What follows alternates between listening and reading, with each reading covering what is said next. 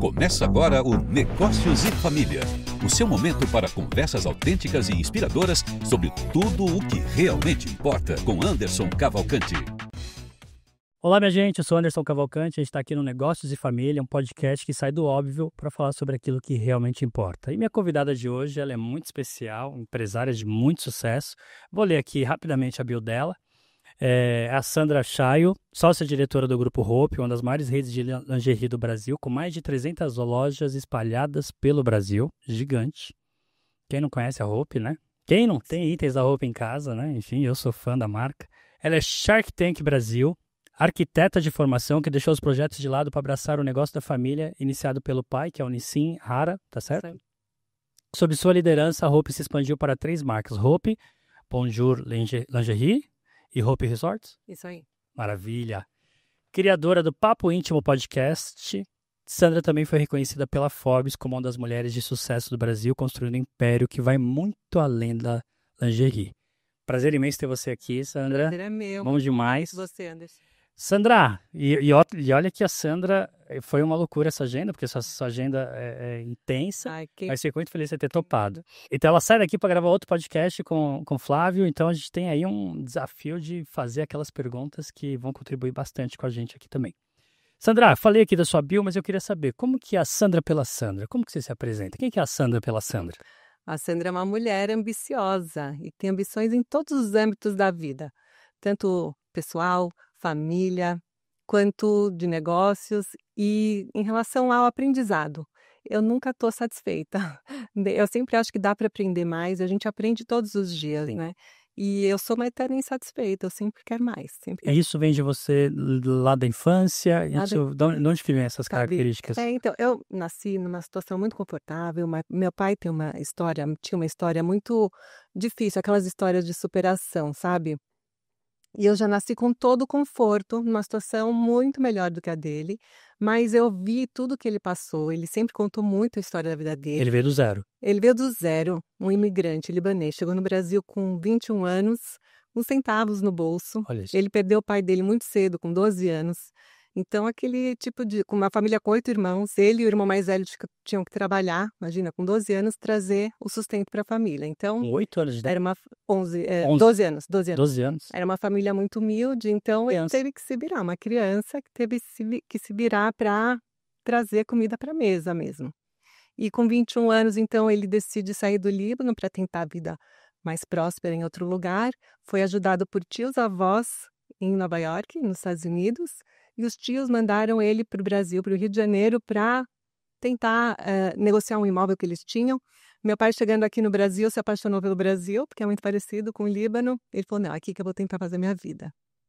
E ele morou uns anos em Belém do Pará, 5 anos. Certo. Enxergou uma oportunidade de negócio lá, que não deu muito certo, era muito arriscado. E aí veio para São Paulo, começou a trabalhar de vendedor na 25 de março. E um amigo dele falou que estava faltando calcinhas na praça. Essa foi a dica de negócio que ele recebeu lá atrás, Muito bom. nos anos 60.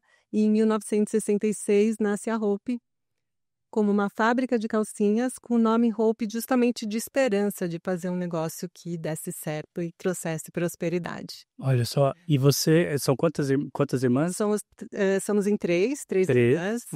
E vocês nascem quanto tempo depois disso? Você é mais velha, mais nova? Eu sou a do meio. A do meio. Minha irmã nasceu em 1970, logo depois, e eu nasci... Então ele já casou em seguida aí, nesse período ele já casa? Ele fundou a Hope em 66, em 69 ele casou, em 70 nasceu minha irmã. Ele encontrou minha mãe, se casaram super rápido, em 3 meses. Sua mãe brasileira? Minha mãe nasceu na Bolívia, mas morava aqui no Brasil, na época que se conheceram. E aí, eu nasci em 75, numa situação já muito melhor, onde a empresa já tinha prosperado. E eu sempre quis trabalhar, sempre quis ser alguém na vida, sempre quis construir uma família. Isso é muito importante para mim, sempre foi. Mas eu não queria ser uma filhinha de papai. Eu não queria ser uma dondoca. Eu queria fazer por mim. Contar a sua história. Escrever minha própria história. Escrever sua própria história. E aí, o meu pai sempre incentivou isso na gente. Ele nunca falou, não, esse negócio um dia vai ser de vocês têm que se preparar para assumir. Muito pelo contrário, ele queria que a gente seguisse os nossos sonhos. E eu nunca imaginei entrar na empresa da família. Foi meio que por acaso. Você fez arquitetura, não é isso? Fiz arquitetura, estava trabalhando com ele em alguns imóveis, ele tinha alguns imóveis aqui em São Paulo, no litoral, e eu comecei a trabalhar com ele nessa Com área. quantos anos você começou a trabalhar com ele? Com 20. Com 20 anos. Foi a mesma idade que eu me casei. Me casei muito cedo. Casou cedo. Eu casei com 21, minha esposa com Já você 19. Eu também casei cedo, Hoje em dia isso é raro, né? É raro. Mas naquela época também era... Mas eu acho bom, sabe? Que a gente Eu também. começa a vida. Agora eu vou fazer 30 anos de casada já. Olha Meus só, filhos que já tão bom. grandes também, então Que bom. é uma satisfação. Mas comecei cedo, comecei a trabalhar e aí eu vi que ele estava passando por um momento de um dilema na empresa, porque ele queria crescer, crescer, crescer, que precisava levar a fábrica para um outro estado, porque aqui em São Paulo já não tinham mais costureiras, faltava mão de obra e confecção é mão de obra intensiva. E aí ele decidiu montar a fábrica no Ceará, se separar dos irmãos que tinham imigrado do Líbano depois, em 69, no mesmo ano que ele casou, e se juntaram a ele na empresa, e aí eles decidiram fazer uma cisão, e o meu pai levou a fábrica para o Ceará. Nesse momento eu entrei Todo para mundo foi junto, entender... ou não? Não, Não. ele separou as duas marcas, ele tinha criado Mas a Mesh família, também. ele foi pro Ceará, não?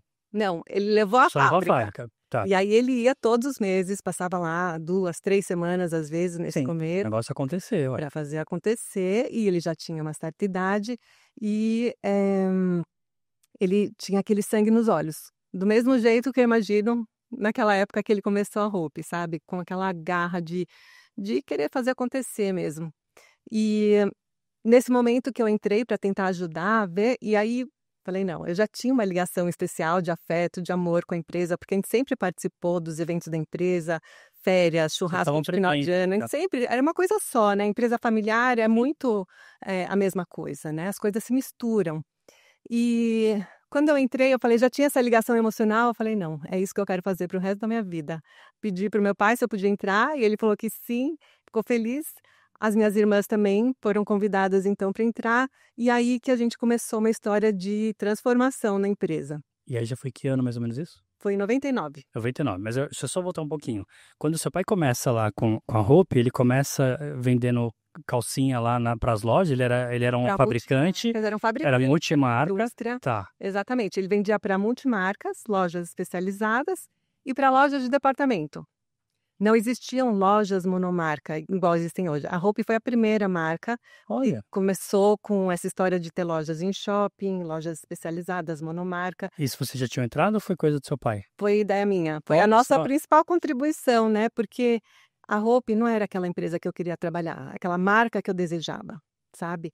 E a oportunidade que eu enxerguei enquanto empreendedora foi de aproveitar tudo que já tinha, um nome muito forte, uma marca muito associada à qualidade, a conforto, e transformar naquela marca que eu desejava, né? Sim. Que eu queria usar. Você entrou atuando em que área primeiro? Marketing? Aí eu comecei, então, nos produtos. Aí eu falei, vou reformular esse mix inteiro, vou fazer um produto que eu quero usar. E até então, quem que era a mulher que ajudava a desenhar as lingeries? Era uma tinha uma equipe. Era sua esposa, a esposa dele, sua mãe? Não, minha mãe, ela atuava em outra área, nessa área imobiliária que ele tinha. Ela sempre trabalhou a vida inteira, uma super referência de mulher que trabalha.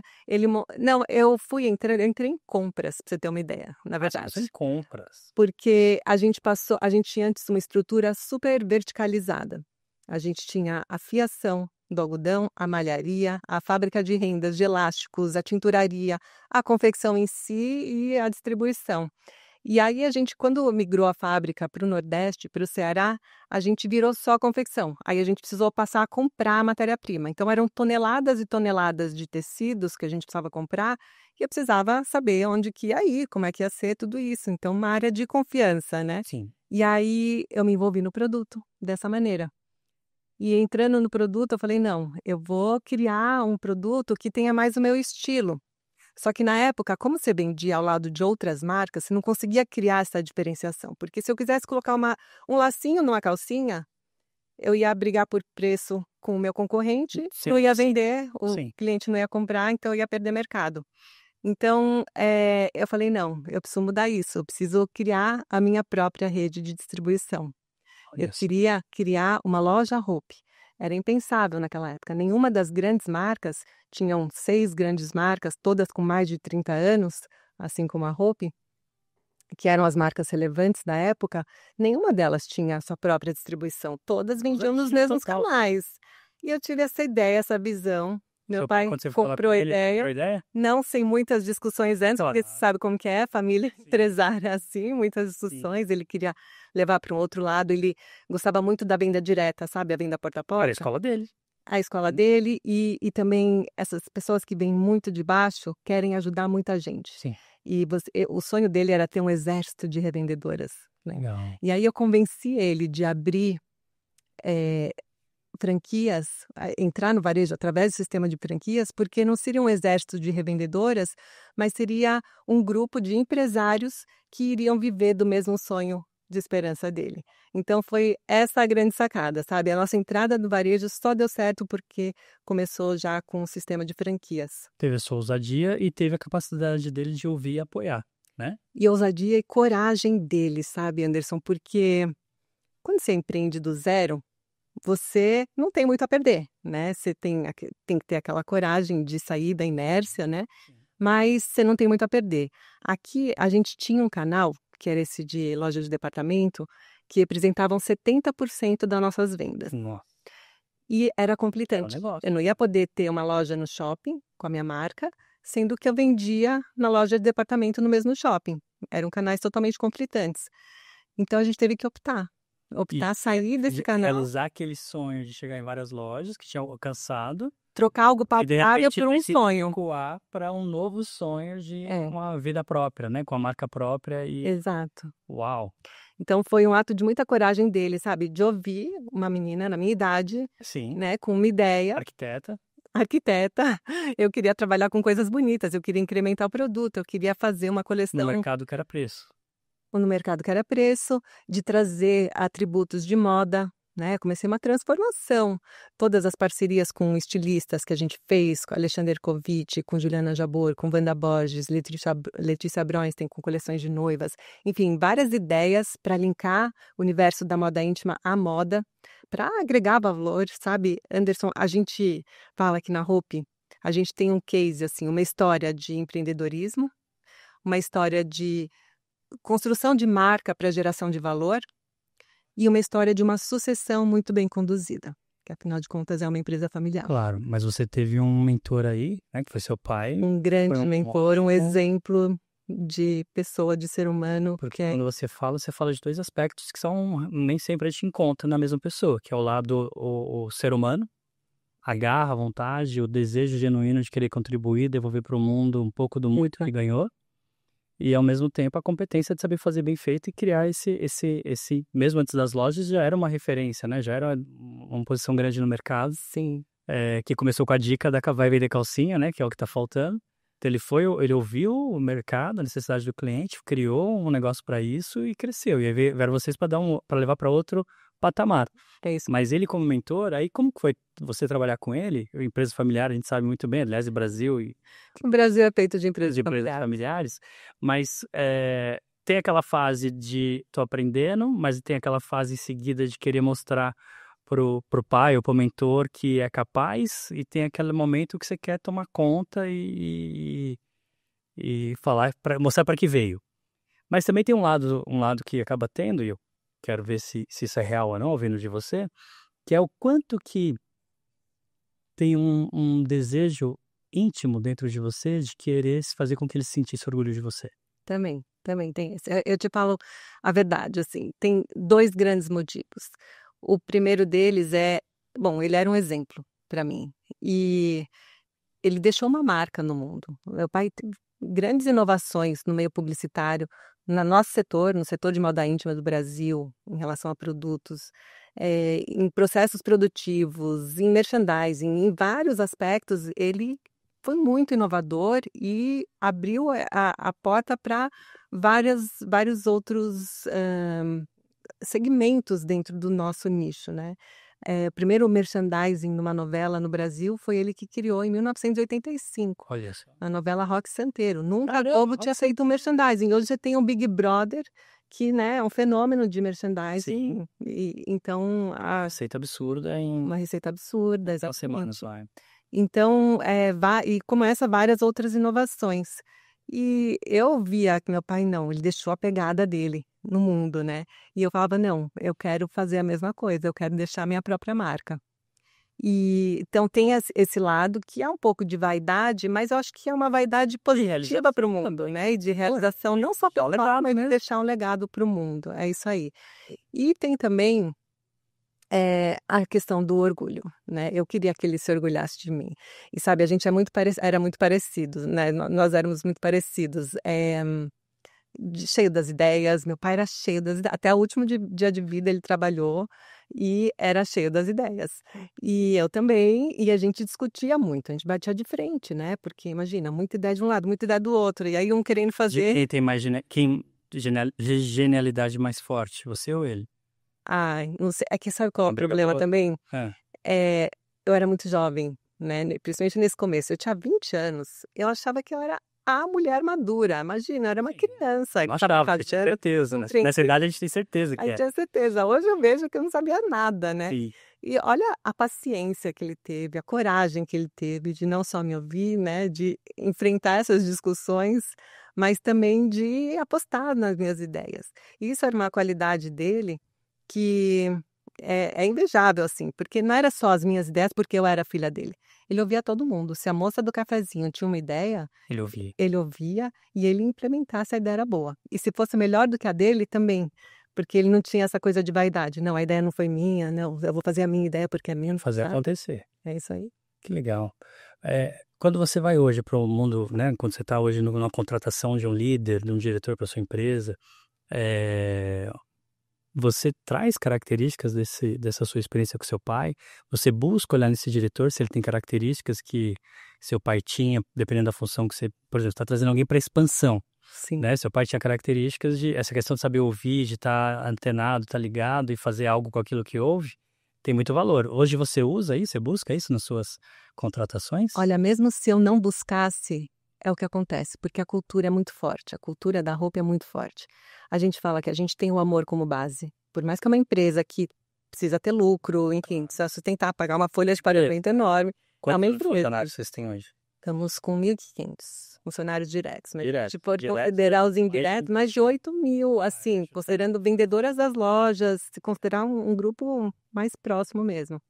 Mas a gente tem uma cultura tão forte que a coisa transcende. A pessoa que entra, que não tem essa mesma cultura, essa vontade, essa garra, esse espírito de vendedor. Meu pai falava que ele era um vendedor. Você perguntava para ele qual a sua profissão, ele falava vendedor, assim, até o fim da vida, até o último dia.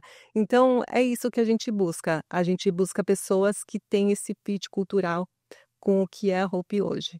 E a pessoa que entra e tenta disfarçar numa entrevista de emprego, que tenta se aproximar do que entende que é a cultura da Hope e não é genuinamente, não rola. A cultura espelhe, não acaba durando, sabe? Dura lá 3 meses, 6 meses, quanto consegue enganar. Nossa, é tão bom. E acaba saindo. E você é empreendedora, né? Você vem a Hope, mas tem outras empresas que vocês criaram no grupo. Tinha essa parte do seu pai também de imobiliário. E Shark Tank também, né? Você. Quando você vai buscar também um negócio para investir, aí quais são as características que você busca nesse empreendedor que você tá querendo investir, está analisando? O que não pode faltar? Olha, a minha principal motivação para ter entrado no Shark Tank, até então não tinha investido nos meus próprios negócios, né? Nos negócios que o meu pai, da família que tínhamos criado. Meu pai faleceu em janeiro de 2020. Logo em seguida, em fevereiro, veio o convite para eu participar do Shark Tank. Aí eu pensei o seguinte, nossa, que aleatório, eu ainda nem tinha uma exposição grande nas redes sociais, não sei nem de onde chegaram em mim. E eu vi um propósito muito claro, assim, porque o meu pai tinha muito isso de ajudar as pessoas a empreender. Seja com uma mentoria, seja com um investimento, seja com um empurrãozinho. Não só conhecidos, familiares, primos distantes, de longe, de outros países, mas também pessoas aleatórias que chegavam para ele para pedir um conselho. Ele era o típico influenciador do offline, sabe? Ele era uma referência. Os melhores. Os melhores, né? Os originais. Isso. E Raiz. era raiz, era uma referência para muita gente de várias tribos, assim. E quando ele faleceu, muita gente que eu nunca nem conheci veio me falar: Nossa, eu devo tudo a teu pai, porque eu montei um negócio por causa dele, porque ele me deu o empréstimo inicial para abrir um negócio, porque ele me deu uma mentoria que fez eu transformar a minha vida. Teve uma pessoa que abriu uma distribuidora da roupa no Japão, sem ter experiência nenhuma, nem era japonês, mas porque ele deu a ideia, deu o estoque inicial e a pessoa deslanchou a partir de então. Olha só. Cada história que eu ouvi, e aí eu falei, poxa, Shark Tank, né? Do nada, deve ser um recado dele lá de cima. E aí eu falei, não, eu preciso entrar e continuar esse legado dele. Mas aí veio a pandemia, logo em seguida, em março. Aí eu falei, não, se eu preciso fomentar outros negócios, vou fomentar meus franqueados, meus clientes multimarcas. É muito difícil, né? Foi meio Um monte de muitas incertezas. Pegou um momento. O comércio fechou. Você assumiu em janeiro que você pegou? Janeiro de? Janeiro de 20. Então, e aí. Não, aí eu não entrei no Shark Tank. Não, então, mas você assume a empresa em janeiro de 20. Sim. E em março de 20 chega a pandemia, então você já chegou chegando, né? Já chegou com vários desafios. Nunca tinha imaginado na vida. É isso aí. Eu já estava bem inserida, a roupa já era responsabilidade Mas não tinha total meteoro, irmãs, mas a gente não sabia que havia um meteoro chamado Covid, né? não sabia, nem o primeiro meteoro que veio foi a perda do meu pai, né? Que foi fulminante, totalmente inesperada. Então foi já um baque enorme, enorme. Mas um momento de muita transformação para mim também, porque na falta dele, eu precisava mostrar que, ok, ele não está mais lá, mas a Hope continua firme e forte, eu e minhas irmãs estamos aqui. E aí, quando veio a pandemia, logo em seguida, eu me senti na necessidade de aparecer mais. E isso transformou a minha realidade. Porque eu comecei a fazer lives, lembra da época das lives? Total. Primeiro só com meus franqueados, a gente fazia lives semanais. Então, toda semana, na época a gente nem tinha descoberto o Zoom ainda. A primeira live que a gente fez, a gente põe num estúdio, assim, para gravar com uma transmissão ao vivo. Mas depois a gente começou a fazer lives semanais, aí os veículos foram me chamando para fazer lives, né? Então, Vogue, Exame, vários outros veículos da mídia me chamando para fazer live, para falar sobre o momento. Era um momento de muitas incertezas, todo mundo querendo saber o que o outro estava fazendo, e eu fui abrindo e falando. E aí foi ficando mais conhecida. E você já gostava de falar também? Você tinha TV comercial de pais, de vendedor? Não, eu nunca precisei, sempre tinha ele para isso, então, para quê, né? Nunca me expus assim. Então, foi um desafio, uma superação pessoal para mim também, né? Esse momento de exposição, e transformou a minha realidade. Então, veio esse convite para o Shark Tank em 2020, eu não entrei. Veio de novo em 2021, veio a segunda onda, então também não rolou. E aí em 22 eu entrei, foi uma experiência incrível. E aí você me perguntou o que te motiva a investir no empreendedor. No empreendedor. Quais características você fala assim, isso eu não abro mão? É o empreendedor. É isso que faz a diferença, porque eu fui para o programa já com uma série de preconceitos e uma série de objetivos. Eu falava, não, vou investir numa empresa de moda, numa empresa vegana, numa empresa não sei o quê. Quando você está lá, cara a cara, você não sabe o que vai vir, né? No programa é totalmente surpresa, não é que você analisa as empresas antes. Você vê que o que importa não são os números, não é o nicho de mercado, é aquela garra, aquele sangue nos olhos daquele empreendedor que está lá na tua frente fazendo pitch e apresentando seu negócio. É isso que faz total diferença. Né? Mais de 300 lojas, né? Falando da Hope. Você, como mulher, imagino que tem uma responsabilidade ainda maior, porque seu pai saiu do zero. E você falou no início que já veio numa realidade muito melhor que a dele. Então, aí você assume o comando de uma empresa com 2 irmãs, né? Não sei como foi essa conversa das irmãs, que como não deve ter sido simples essa discussão. Foi com muita antecedência. Sabe, sucessão é um tema super importante. E é algo que... Bom, meu pai achava que ele ia morrer cedo. Talvez porque o pai dele morreu muito jovem. Ele achava que ele ia morrer cedo, então ele precisava preparar a gente para continuar essa empresa, esse legado que ele tinha criado. E então ele preparou a gente desde muito antes. E governança sempre foi um tema amplamente discutido Ele trouxe isso, era uma preocupação dele. Era uma então. preocupação dele. Então, outra visão que ele teve, Outra visão se antecipando ao importantíssima. nosso tempo, né? Se você é empreendedor e você quer que a sua empresa sobreviva a você, que tenha uma perenidade, você precisa falar sobre isso. Você precisa ter uma governança e você precisa ter um acordo de acionistas, você precisa ter um plano de sucessão. Acordo de acionista é uma coisa tão importante, tanta gente nem sabe o que E é. não importa o tamanho da empresa. Vai falar, não, uma empresa é pequena. Tem que ter. Se for uma lojinha ou se for uma rede de lojas, se for uma indústria, qualquer negócio, se for um bar, você tem que ter um plano de sucessão, você tem que ter um acordo de acionistas.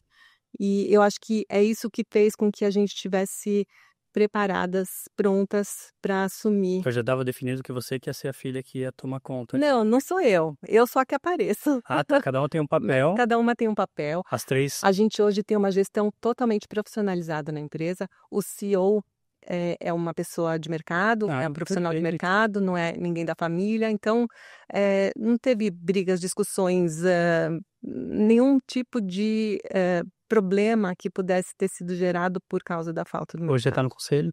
Sim. E as suas A irmãs? gente tem um conselho, que é um conselho consultivo, porque a empresa é fechada, somos só nós 3 sócios. Sim.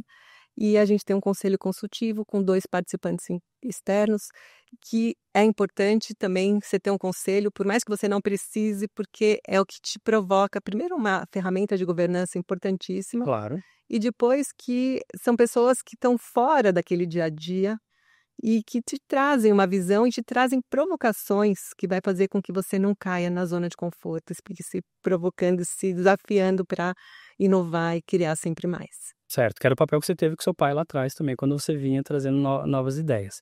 Mas 300 lojas, quantas vezes, uma vez que você assume um império já assume um negócio grande, e aí tem aquela coisa, eu tenho que ir daqui para cima, né? Como você disse no início, essa questão da ambição, do desejo de crescer, eu não posso recuar, né?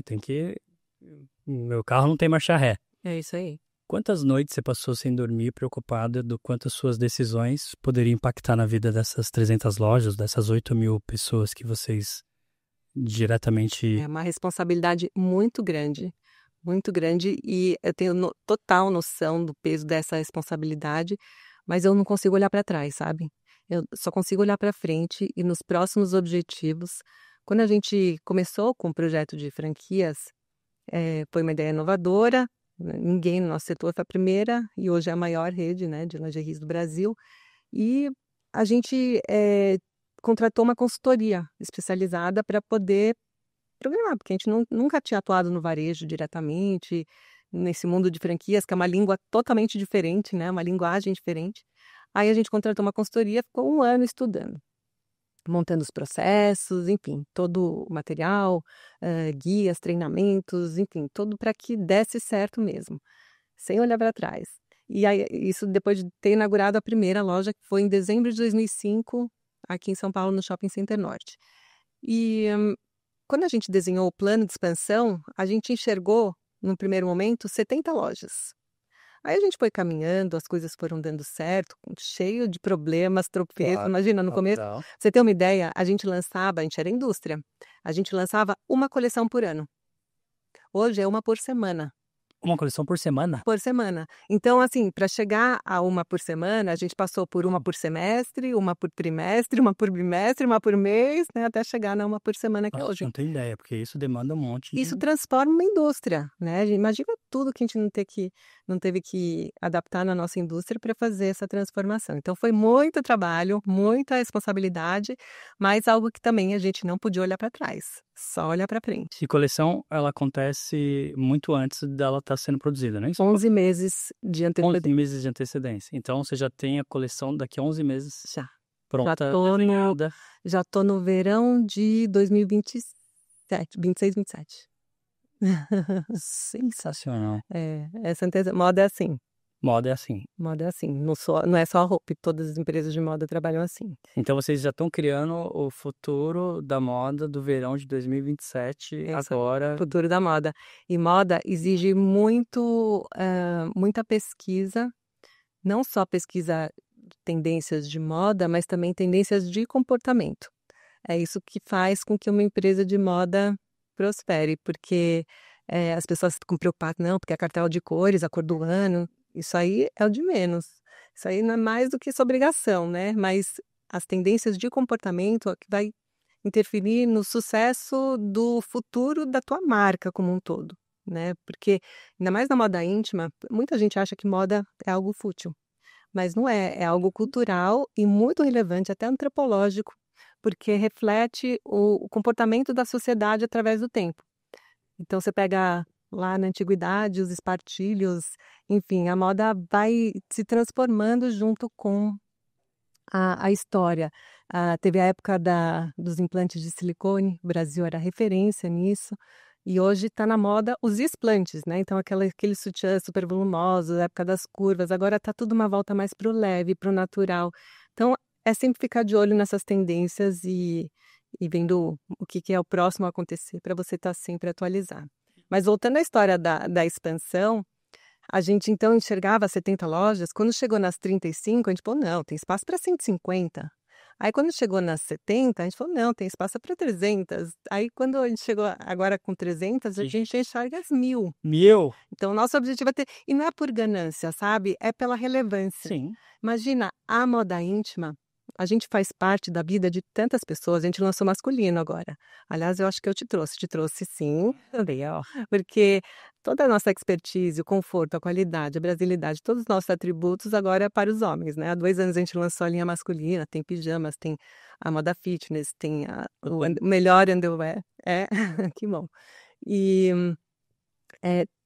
tudo isso, toda essa tecnologia, todo esse nosso envolvimento, essa nossa expertise, a gente oferece então para um mercado muito mais amplo. Eu tô falando que eu tenho, assim, porque tem algumas coisas que, por exemplo, pijama.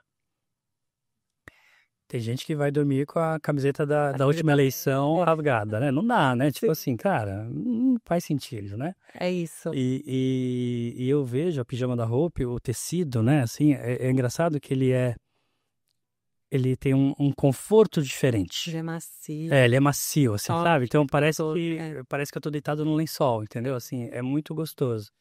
E o Elar, eu adoro dar lingerie pra minha mulher. Então eu sou cliente de vocês de longa... Alguém vai ter que achar que eu tenho interesse no presente, mas enfim. Mas eu sempre gostei. E acho que a gente pensa assim, calcinha, né? Como que você vai inovar na calcinha? Cara, tem muita coisa. O elástico é de vocês, né? Porque assim, tem que ser confortável, né? Não adianta também ela ser sei lá, bonita, diferente, mas não é confortável. Não, Porque conforto é premissa. acertar... É moda íntima. Acertar, assim, partindo do conforto. Como que eu faço para ter sensualidade? Como que eu faço para ter um charme, né? E valorizar o corpo, né? Sim. Valorizar o corpo da mulher, do homem.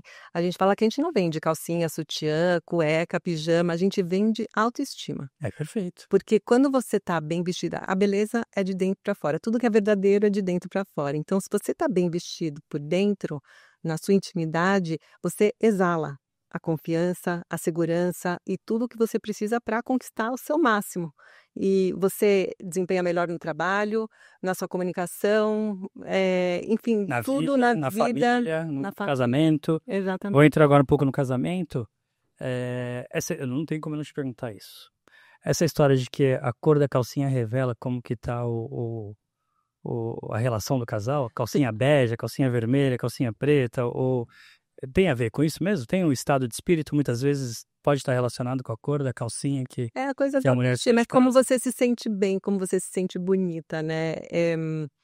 Eu vou falar contra mim mesma, porque o que eu mais vendo é a lingerie bege. Mas eu sou contra a lingerie bege. Porque para mim, eu acho que não valoriza. Eu gosto de lingerie preta, vermelha, rosa. Eu gosto de todas as cores, mas a bege eu acho que para mim não valoriza. Se não é uma coisa funcional, porque a lingerie tem muito isso também. Tem o funcional, então eu preciso de uma roupa que não marque embaixo da roupa, preciso de uma lingerie que não marque embaixo da roupa, que aumente ou que disfarce, né? Tem esse lado funcional. Mas pro dia a dia, para uma calça jeans, tal, por que eu vou colocar uma calcinha bege se ela não me valoriza?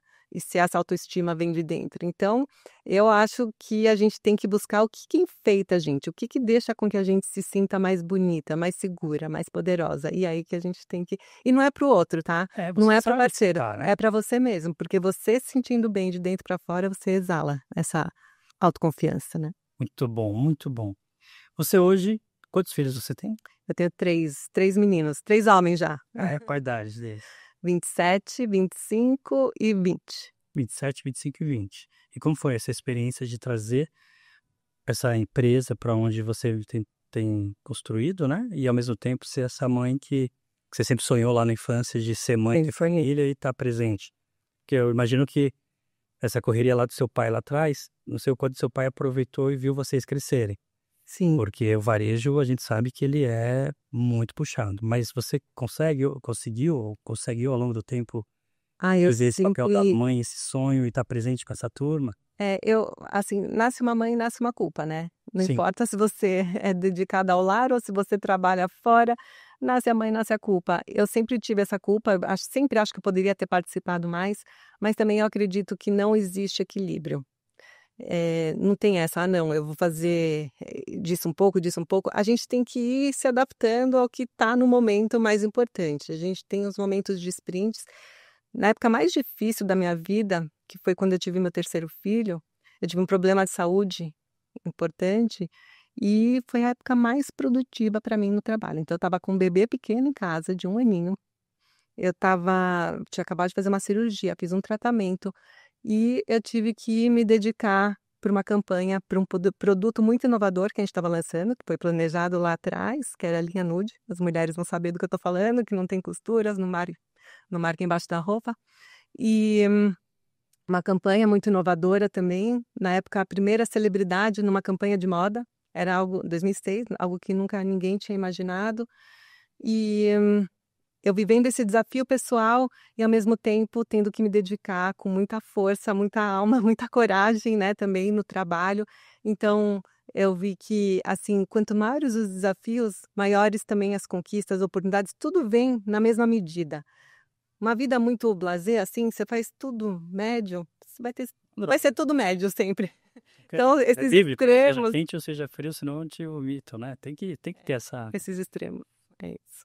É legal. E hoje, seus filhos estão também na empresa? Como que estão? Não, são 10 da terceira geração, né? Então, a gente tem um programa aí para esse planejamento sucessório, tem algumas regras, eles têm que trabalhar alguns anos fora, então cada um tem alguns empreendendo, sim. Ver como que é a vida para depois vir para cá, né? Para vir também porque quer, porque tem algo a acrescentar, porque tem o mesmo sangue nos olhos que o meu pai teve lá atrás, que a gente teve também quando a gente entrou, e vir para querer fazer a diferença e fazer acontecer. Tá. E o maridão nessa história também? Consegue ter tempo para ele? Sempre a gente acha que não está fazendo, né, tudo na mesma proporção, mas sim, é uma relação de muita parceria. Bom, quase 30 anos. 30 anos. Vamos fazer agora. Vamos fazer agora 30 anos de casados, então Sim. Estamos há 32 anos juntos. E a gente cresceu juntos, né? É uma relação de muita parceria. Ele sempre me apoiou em tudo que eu quis fazer na vida e eu a ele. Ele tem uma história, ele também é muito bem sucedido, trabalha no mercado financeiro há mais de 36 anos. Então, sempre foi muito complementares, né? Ele é mais disciplinado, ele é mais... Você é mais criativa? Eu sou mais criativa. Ele é mais dos números, eu sou mais do produto, da criação, do cliente, do foco no cliente. Então, é uma mistura boa. Acho que em qualquer sociedade é legal você ter pessoas complementares. E no casamento, acho que não é diferente, né? Quando você fala do seu pai, você fala com muita admiração e respeito, né? E seus olhos brilham diferente. Não sei se você já ouviu isso, mas é muito diferente, assim, o quanto seu pai representou e representa até hoje na sua vida. Mas quando você olha para o espelho e vê a Sandra, você tem esse orgulho de você também? Eu tenho. Principalmente, bom, eu sou leonina, né? Então, leonina é vaidoso, mas eu enxergo meu pai em mim. Acho que a gente sempre foi muito parecidos e ele é muito presente, mesmo estando em outro plano já há 5 anos. Ele é muito presente no meu dia a dia, na minha vida, e tudo que eu busco fazer, ainda procuro orgulhar ele até hoje, né? Então, acho que dessa busca de querer me superar, de querer fazer sempre mais, de querer fazer por merecer, vem essa autoadmiração, vai. Legal, muito bom. Não, e é mérito seu, é conquista sua, ué. Você tem a história dele, mas você já... Sem falsas modéstias, né? Você assumiu em 2020 e num período muito difícil E a empresa vem crescendo. Então, contra fatos não há argumentos, entendeu? Então, você tem um resultado aí que agora é a sua história que você está escrevendo e que tá criando esse impacto na vida das pessoas. Tem algum medo hoje, quando você olha para o futuro da Hope, alguma coisa que você fala assim, no futuro da moda, futuro da lingerie, tem alguma coisa que você fala assim, poxa, meu maior medo hoje...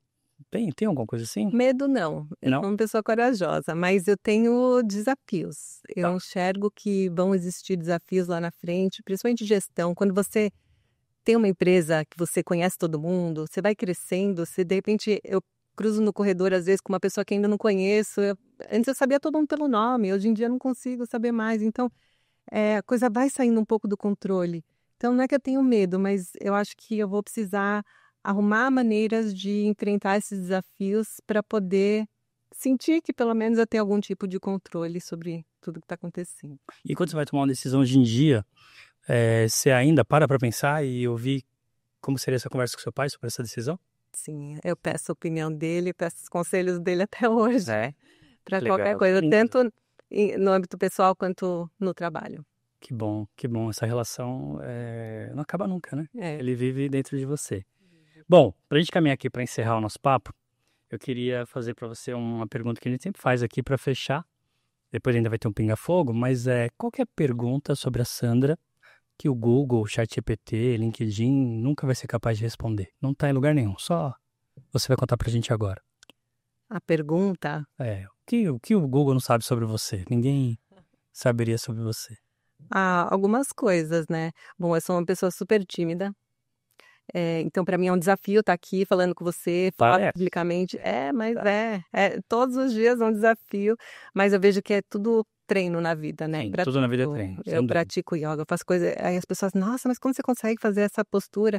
Gente, são anos de treino, então, assim, tudo que a gente treina, que a gente coloca a nossa energia, nosso foco, a gente acaba conseguindo realizar. Então, eu sou uma pessoa tímida.